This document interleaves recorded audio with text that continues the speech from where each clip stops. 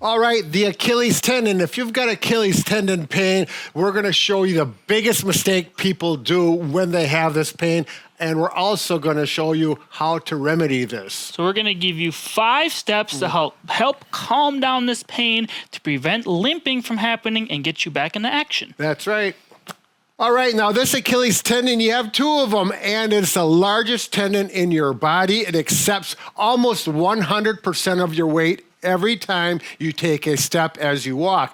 Now, when you jog, run, or jump up and down, the tendon can experience up to 10 times the amount of your body weight. It really has a big job to do to keep you up and moving. Yeah, this tendon is actually part of a long chain running from your calf muscles down to your Achilles tendon, and actually it turns into your plantar fascia. So it's a large chain here, takes a lot of brunt of work when you are walking, jumping, etc.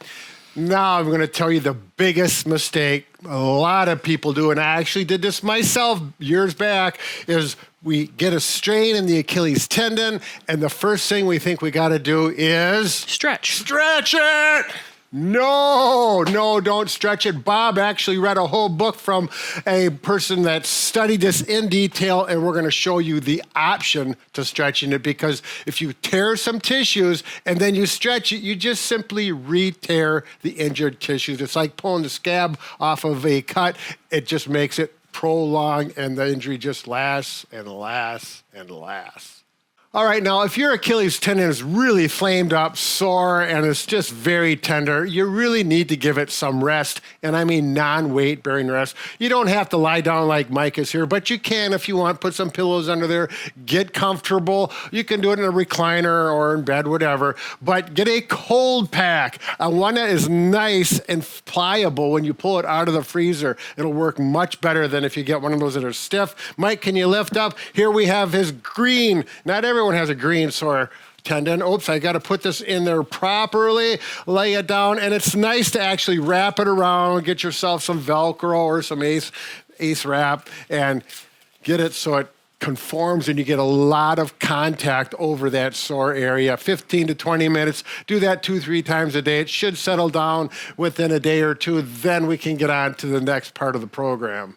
I do want to follow up if you're using that cold pack. Now, this cold pack is a real nice one. It actually has a felt-like cloth surface on one side so your skin doesn't get too cold, but a lot of them don't. If that's the case, you're going to want to take a towel and put that over the cold pack and then wrap it around that ankle, or make sure you have a sock on so you don't get too cold, and you can actually irritate and frostbite your skin if you get too cold of a cold pack directly on your skin. Now let's talk about step number 2. Step number 2 is self-massage. We're going to do what is called cross-friction massage. So what we're going to do is actually grab the tendon, make sure this isn't too painful. If it's really painful just to the touch, it's too early for this step yet. If that's the case, you can certainly massage up in the calf muscle belly into the tendon if it's not painful there to begin. If it feels good when you grab it, you can certainly massage.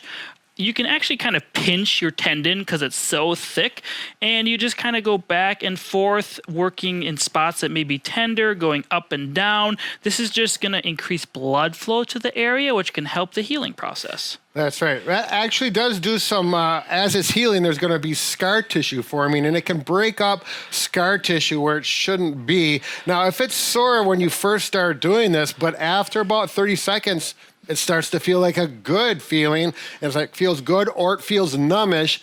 Then you know it's ready for that cross friction massage. You're only going to do it for 2 or 3 minutes, or until your thumbs or fingers get sore, which happens first. Mike, let's talk about the option if you want to work the muscle with, so you don't wreck your fingers or irritate your fingers. If you happen to have a massage gun, you can certainly use that instead on here. And I'm not going to go directly onto the tendon like this, going more at an angle. And again, I'm going to work this thick part of the tendon laterally. Do whatever area feels tender, where it feels good. You can kind of dig in there like this. We have the round head on. Brad has an air cushion head. They're less aggressive, so it won't be as painful, especially if you're still healing in that region. Yeah, you're not going to use one of these bullet heads or something that's too aggressive. The round head at an angle really makes a big difference. Here, this one's a soft cushion head, and that would be a nice option as well. If you happen to have one of those large guns that has 10, 16 millimeters of amplitude, you're probably not going to use it at all down here. But if you want to work these muscles, which you do want to make sure your calf muscles stay supple and relaxed so that it takes stress off of that tendon, go ahead with the larger gun if that tolerates. You'll probably find one area that is tender and tight. Spend more time on that when it comes to the calf muscle. And you'll know once you get a feel for it and you work with your leg. Yeah. Mike, anything else? No, let's go on to the next part. There you go. I'm having fun. Those feels good.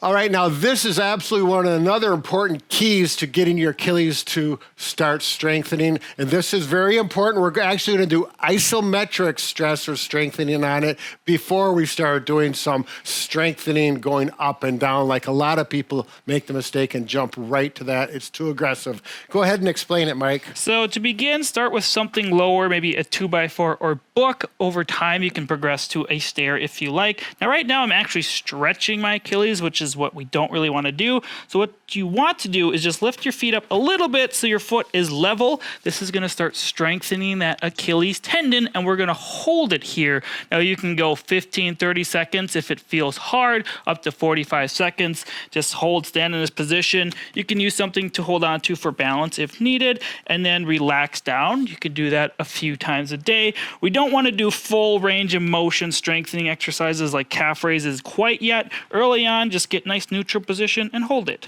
That's right. And you can see Mike is doing it with both feet, which is a good way to start. If it feels good for 45 seconds times 3 sets and you want to intensify it, simply take this foot and hold it so you can do it all the weight, and that's going to progress it accordingly before we start doing range of motion. Okay, now after you've done the isometric, so you can do it on one foot, there's no pain, 45 seconds, 2 to 3 sets, and you do that 3 times a day, it's feeling better. And you notice that you can start to walk with small steps. It's not hurting so much anymore. It's actually starting to feel back to normal. Then we can start to do the strengthening exercises with range of motion. And Mike, show them how we're going to start with that. So we're going to do calf raises. We're just going to start on a flat surface. So just stand on the floor. Again, hold on to something if you want to. We're just going to focus on going up on the toes and then back down to the floor. Nice, slow, controlled motion. No hard jarring effects here at all. We're obviously not going to jump like I just was. So just nice, slow, controlled motions. Again, 5, 10 repetitions. You can work up to 15 if you want and do 3 sets. Now, when you feel comfortable doing 3 sets of 10 with this with both feet, then you can start to go on one foot. But again, I would definitely have your hand on somewhere so you can assist, or even up to a cupboard so you can push a little bit with one or both hands to help that sore one. And use good judgment. If you're developing pain after you do 3 or 4 of them, it's not ready yet. You want to get to 10 without pain before you go to the next step of exercises. Now, once you've progressed to those exercises feeling easy, comfortable, no pain, and say you are more active, you like to run, hike, whatever, bicycle, now you're going to want to strengthen it a little more through a full range of motion. To do this, you're going to actually stand on the edge of a step. I would suggest wearing shoes. I just don't have them on for video purposes. So you're actually going to go down into a slight stretch and then up and do the calf raises. Again, start with both legs when you do this. 5, 10, 15 reps, whatever feels easy. If this becomes easy, you can go to one leg. Do both legs. You may notice a difference. See if one side is a little weaker than the other. But this is going to strengthen through a full range of motion. Again, no pain should be experienced while you do this. Perhaps a little stretch pain, but nothing that feels like a knife at all. It's going to be too aggressive if you do experience that. All right, now we want to get from this phase into the functional phase. Again, I just want to emphasize if the most active you're going to get is a walking program or there's no real high impact activities, you can skip that and just go to walking. The big thing is just starts feeling good walking. Don't go out and overdo it too much too soon.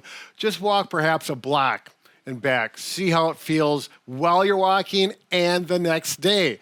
If it feels good while you're walking, but the next day you notice it's a little sore, you may want to take that day off, wait till the day after, go for a walk again. When you can go 2 days in a row, walking a block, no pain while you're walking or the next day, then bump it up just to 2 blocks. Don't go 1 block, to 6 blocks and think that that big of a step is going to be tolerated, because you might just take a big step backwards.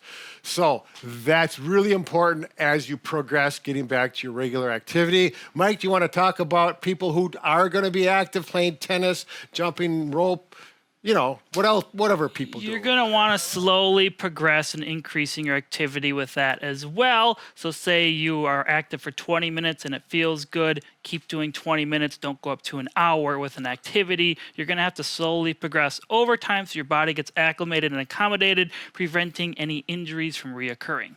That's right. So if you are a tennis player, you're not going to jump from walking to playing a active, full-on 100% game of tennis. You're going to actually do some side-to-side activities at low 50% level, and then work your way into that full level activity and make sure you don't irritate it or tear it again. So if you want to check out more videos on, say, progressing your Achilles tendonitis or issues to be more active, you can click on the one video link. However, if you want to just learn about how to massage your Achilles tendon region a little bit better, you can click the other video link. There you go. We've got all the answers A to Z, and just keep those Achilles tendons strong as you walk, run, play, and have fun. Take care. Bob and Brad, the two most